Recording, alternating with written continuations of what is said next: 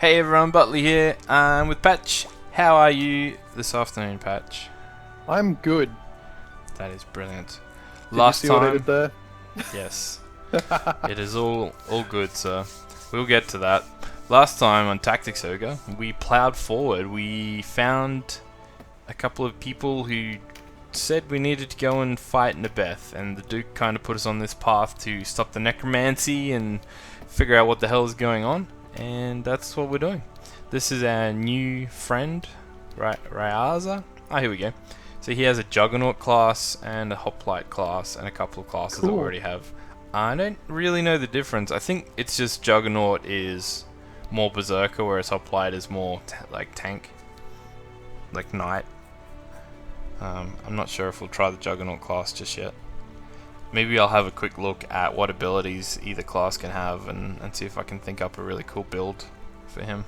I'd like to use him because it brings, if I have him, it brings like an extra thing. I'm not always using, say, Rune Fencers, or I'm not using two Knights. Like, they get a workout all the time. It'd be nice to not take either of them and take a Hoplite, maybe without the healing magic. Maybe he has other abilities. Can you imagine if the game had fatigue? Oh, no, that'd be horrible. Stop that. So anyway, that's a thing. I just want to wait a minute. Obviously, we're getting closer and closer to Nabeth, so I want to wait and see who we encounter in this battle. Are we gonna fight Nabeth, or do we find who was it? I imagine it'll be his daughter, or not his daughter, the other lady's daughter. Yeah, the lady that we killed. Crescenta, Yeah. Chrysanthemum. Yeah, as I said, I'm going to try and keep the three people on the right there of the screen. They are kind of plot related, and even though they haven't really shared any dialogue or said anything about it, I just keeping them in for, you know, our sake. I don't think it matters if you take them or not. It's just lines of dialogue. I don't think it changes how the world plays out, but yeah. I kind of like this design for this level. I don't get it, it's bizarre, but it's supposed to be like a crypt, I suppose. There's Cressida. I don't know what them little crystals are. I wish they had a purpose. And they are actually, like pits in and around the level. Yeah, I figured. Oh, and she's trying to take the moral high ground. The wage of your ambition is paid in the lives of others. Yeah, I don't know if those pillars do anything. You might see they've got those little rings etched around them. Yeah. I don't know if that means you can like stand in them and get magic boosts or something like that. It'd be cool if you could. I don't think it actually works like that. Maybe we'll notice it as we're playing. I can't remember. You rob men of their souls, make them your slaves. Ah, yes, the typical. I'm losing this argument, so I have no time to argue with you. You're an idiot. Dracula did it better. We killed her sister like way back when. Her sister was the lead up to Nabeth the first time. I remember her. Our first Necroprentice. I like these levels because you go into them, you look around, you're like, there's not that much, and then they cast this spell to summon darkness, and all of a sudden, it's like, oh bugger. We kind of got lucky last mission because the dragons didn't really know what to do with themselves. I think I tricked them by putting a little bit of pressure on the boss, on the leader of the pack. Yeah. And by going over the river, and the dragons tried to go up and around, and by the time they got there, the fight was over. So we kind of got lucky. But if they had come down the middle, I would have just had Falkert stand at the top of the middle island, and they wouldn't have got around anyway. So it's kind of design flaw. They probably could have done with like undead octopuses or something like that. They can get around the water. Even they'd have to swim in the lava, but that'd still be cool. I'd give them a pass, even though it's not practical. This magic leaf, mend leaf thing, I think this might be quite common from now on. The problem is you clerics can't do anything for basically 2 turns, so you have to juice them. Yeah, especially in missions like this, where you can see if we don't kill the flying green things on either side, they'll turn into like mages and just spit heaps of damage at us straight away, so I need the clerics to go wide and deal with that. This is why it's important that we have a couple of clerics, because you just can't do enough. Cyclops, he's actually a mage user. These things are kind of cool. Because they're beasts and they're naturally tanky and they're huge, but they actually use magic. Like, it's like a frontline caster. It's awesome. I might need to get us one of them. Sweaty palms. Yeah. Had to just pause on that for a minute. It deals damage in lead and then hobble, which slows you down and makes you weaker. It's got knockback. Don't stand near the pits. Well, I think that's the gimmick on this level.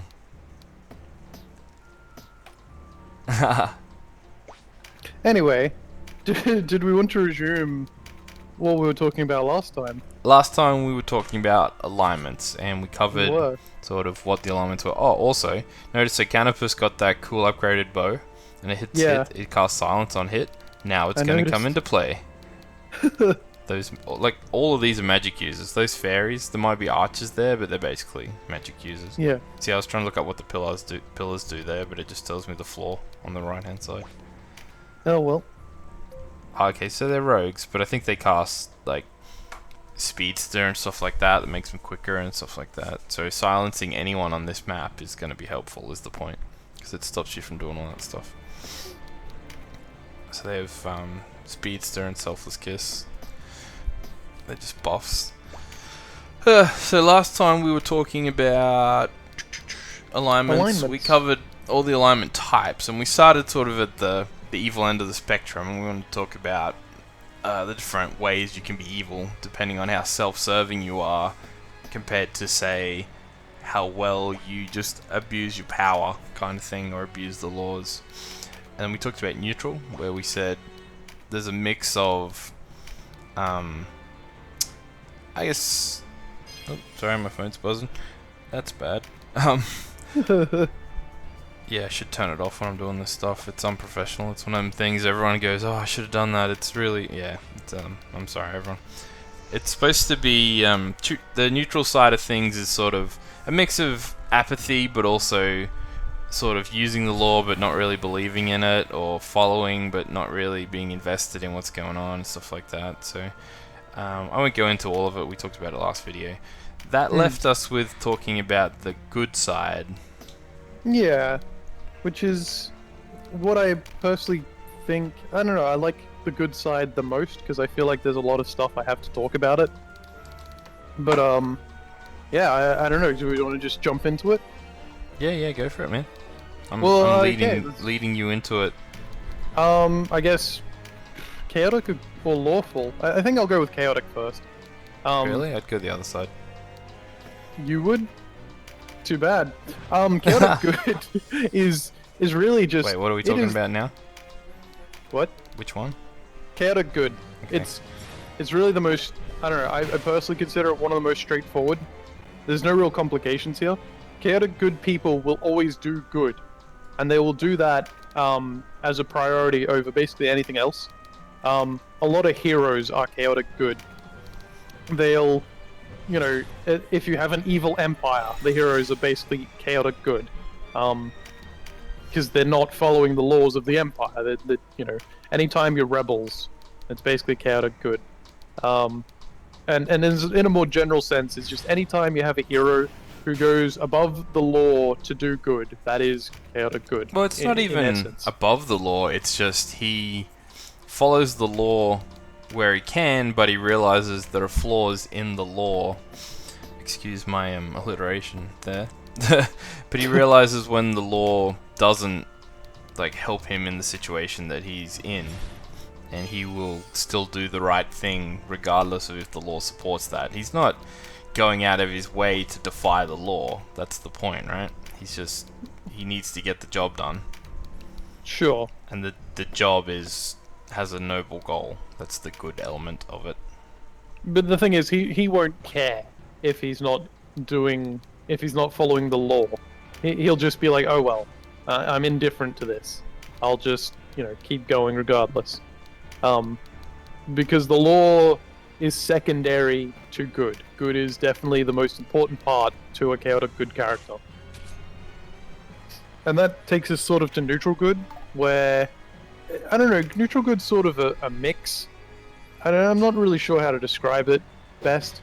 From what I can understand, neutral good is basically they will do good, and they will more commonly try and follow the law, um, but they're not too fast. If it is a greater deal of good than it is lawful, then they'll probably do that instead. Like they'll choose whichever is most important at the time, and good sort of wins out in that regard because they are good, rather than lawful or chaotic. You know. Yeah, it's a really tough one to define. Neutral good. Well, the reason it's really tough to define is because it's sort of all it is like a step between lawful and chaotic good, and that's because lawful good is probably Not more. quite. I tried to push him down the hole. Yeah, I noticed. I guess. Lawf- Yeah, go on. well, I was going to say lawful good is probably the most difficult alignment to really sort of get. I Lawful think. good or true good? Neutral good. Lawful good. I think lawful good is the one that, to sort of understand it, requires a little bit more sort of comprehension and sitting down and thinking about it.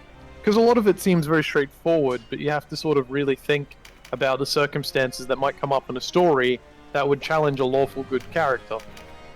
Yeah, which is what makes it one of the most interesting. I guess when you look at it, that's the thing. You said that chaotic good is probably most heroes, and I agree. And I think that's, at a glance, you probably think most heroes are actually lawful good. You know what I mean? That's the image that you might have, but it's like, no, actually most heroes have to compromise following the law for doing what's right at some point, and so they're more chaotic good than... Well, you know what's a good example of this? Is 1960s Batman, right? Actually, do you want to go into lawful good first? Like, just to explain what it really is, or what I think it is? Well, that's where I was sort of leading to. I think lawful good is... I mean, it's pretty much, yeah, it's exactly what it says on the tin, though. So, you're gonna follow the law because you believe... And you believe, too, like, you have to really be into it. You can't just be going along, like, you know... And... So you'll follow the law, like, to the letter, and you honestly believe that society needs those laws, and they will make the world a better place, and you don't question if you think something's wrong or ambiguous, because you believe that, you know, that sort of thing has already been decided and figured out, and even if you don't understand it, there's a reason for it. And you will do things always to the law, and... in that case, sort of the opposite of chaotic good, following the law makes you good. The lawfulness of this section trumps the need to inherently be good, if you know what I mean. Well, actually, I disagree on you there. And that's because I think lawful good is lawful and good, in that you would not do something lawful if it is evil, and you would not do something good if it is unlawful. And what I mean is, you would find a way that it can be both things. You know, you wouldn't violate the law to commit an act of good, and you wouldn't do an act of evil just because the law tells you to. You'd find some sort of way to set things right and to do good in spite of it. And failing to, and this is why I say it's the most like hard to sort of grasp, because the idea that not following the law but still doing good, like it's sort of a mess of ideas mixed in there. But what I'm trying to say is, when a lawful but evil situation comes up, a lawful good character looks for a good solution instead that is still lawful. And it's just hard to sort of work harder, then so be it.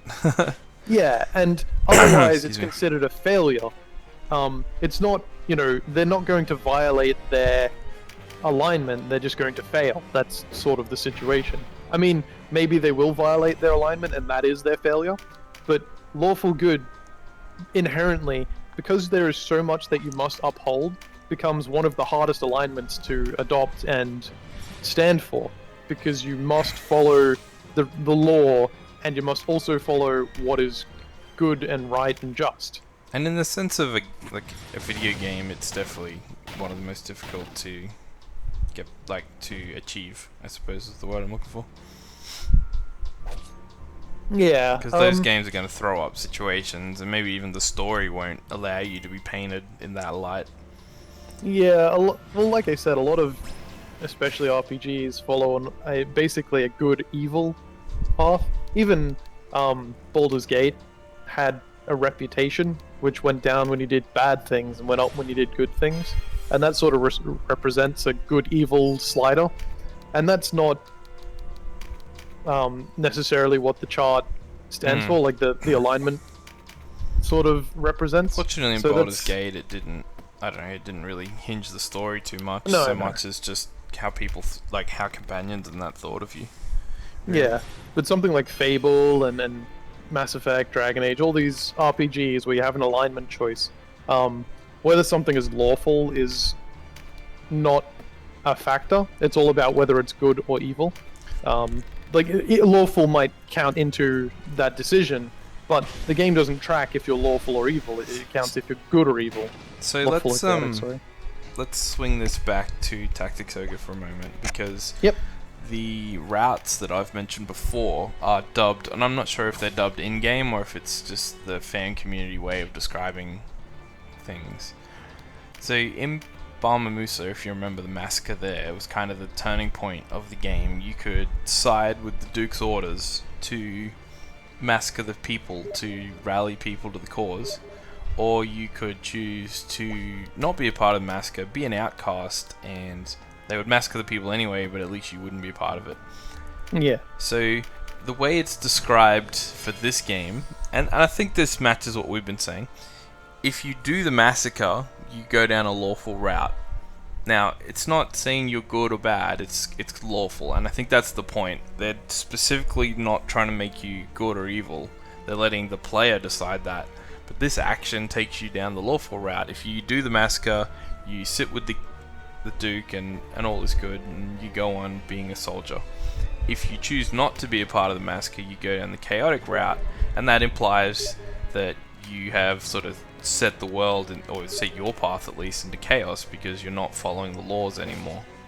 Yeah. And so this isn't quite the spectrum of what we're talking about, but it has elements of that, and that's another good thing about this chart is, you know, it's good to have all that there, and if you can sort of just touch around the fringes of it as well, like you can use it to whatever amount you need. Also, damn. Well, I was gonna say, in addition to what you said, if we wanted to look at the game from the perspective of good and evil, obviously it would be considered very evil to massacre an innocent population.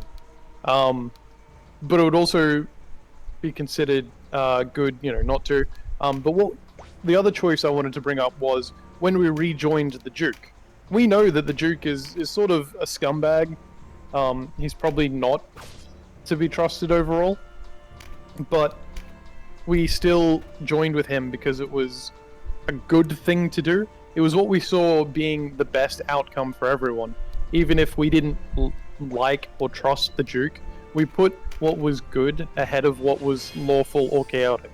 And so, in a way, our character is leaning towards neutral good, if to use that alignment spectrum. Or yeah, that's exactly where I was going with this. Like, yeah, and that's what I mean. So you define the decision at Balma Musa as chaotic because it wasn't lawful, and we did what we thought was right rather than what, you know, the laws and the people who make the laws thought was right. So that was definitely like a probably chaotic but also a good decision. And then when we rejoined, we were sort of going back towards neutral, back towards lawful, because we were rejoining the fold with the Duke, but we're not fully lawful because we've already made one decision that was chaotic and one decision that was lawful, so now we're kind of back to neutral. And but it was also a good decision because we had no, like, short of holding a grudge, at that point in time, the odds were stacked against the Duke, so we had to join, otherwise the world would just devolve into, like, absolute chaos. The Dark Knights were coming, there was a massive backroom threat, we had to like unite the southern lands, so we chose a fairly lawful path, but it was also a good path because someone has to win the war. Running around being a bandit is not necessarily good long term. And so yeah, I agree. Like but I like the way that this isn't full, like, because it's not, the people don't have personalities and stuff. You just sort of have a customizable character. This isn't as involved as an RPG that would fully use that alignment system, but I like that it has elements of that alignment system. Even if What are those two fairies doing up the back? Yeah, I don't know. I put enough damage down that they decided to just bog off and do their own thing. But yeah, Feel sorry for that third fairy brethren who's in the middle fighting on her own. Everyone else has bailed on her.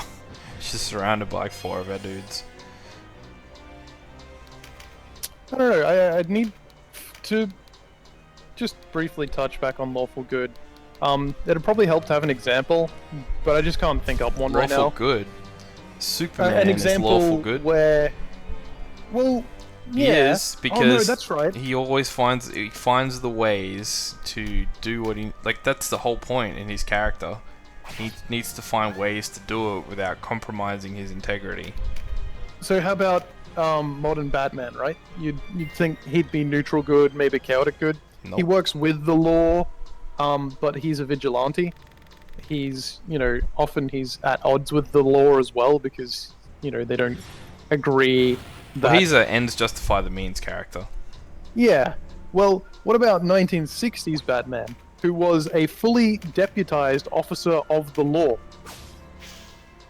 I don't know, I haven't seen enough of that stuff. I think he was probably lawful Well, good. that's what I'd say is lawful good. He wasn't a vigilante. He was an officer of the law. He had within his rights, within his capacity, the right to make legal arrests and act on behalf of the law. And that makes him a lawful good person. I mean, he even at one point gave up his keys because someone spiked his drink. And he didn't want... Robin got kidnapped. And he ran out to his car, but he was drunk because someone spiked his drink. And the police took went, no, Batman, you can't drive, you're drunk. It's not safe. And he's like, you're right, officers. And he handed over his keys.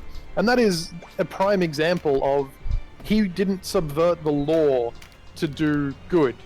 He put the law before,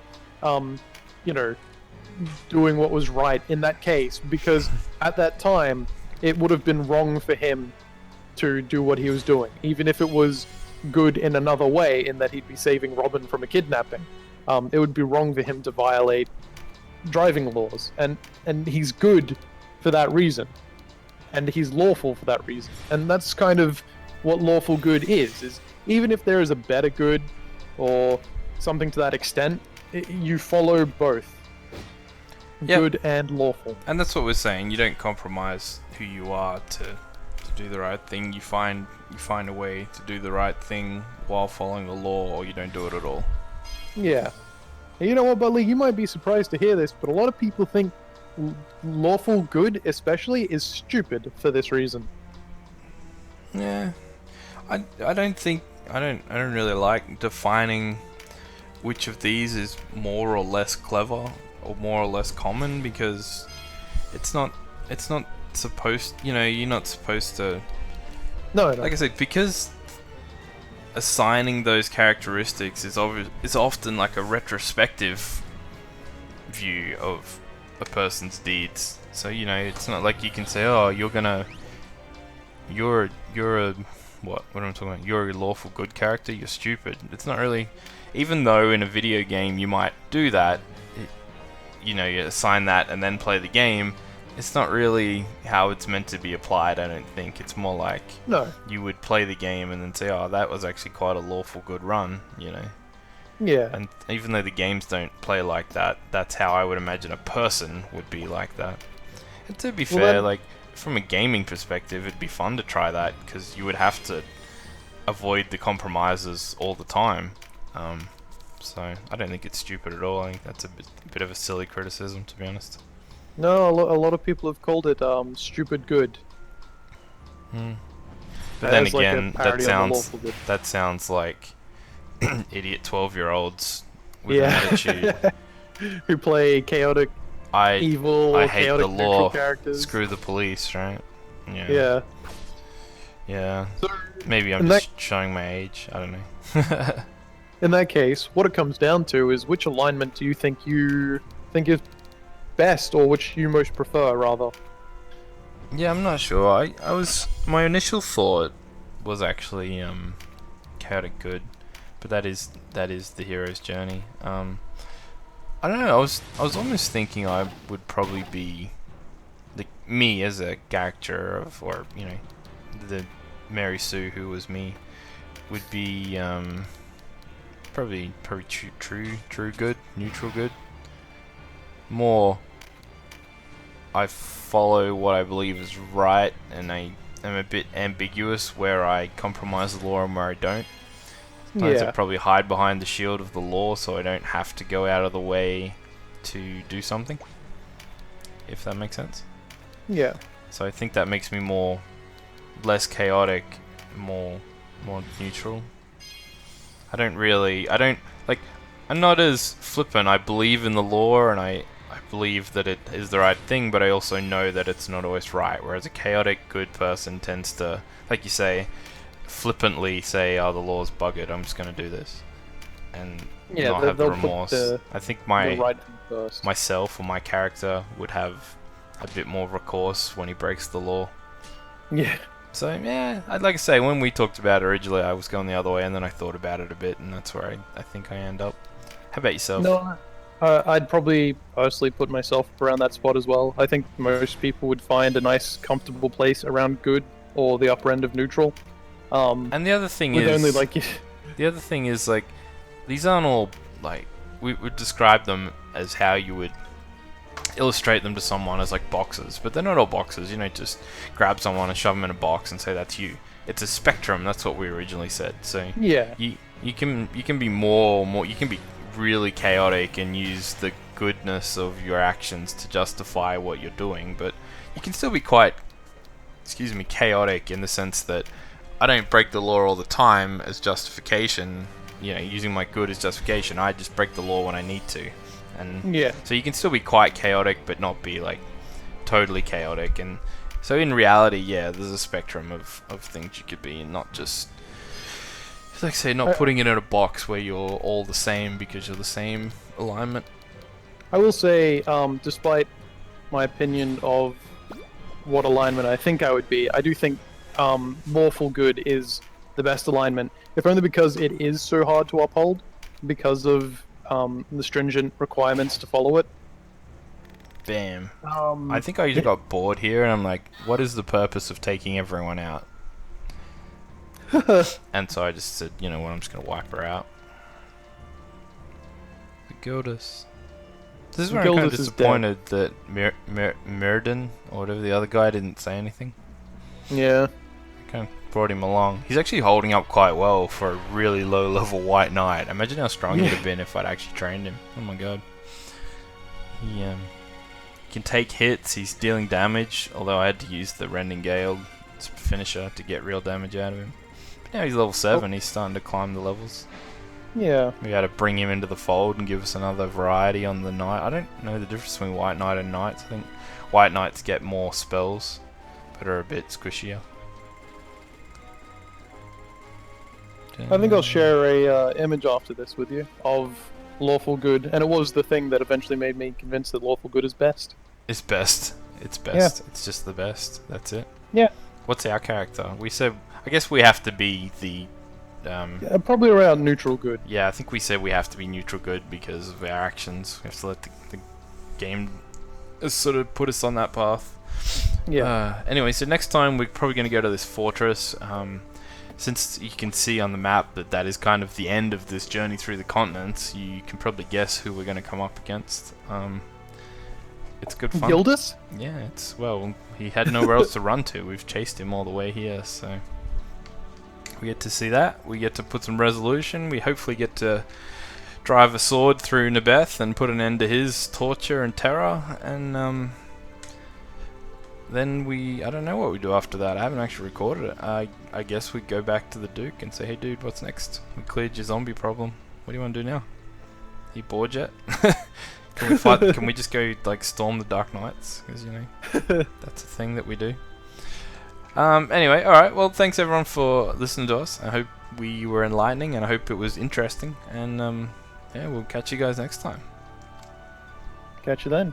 Bye bye.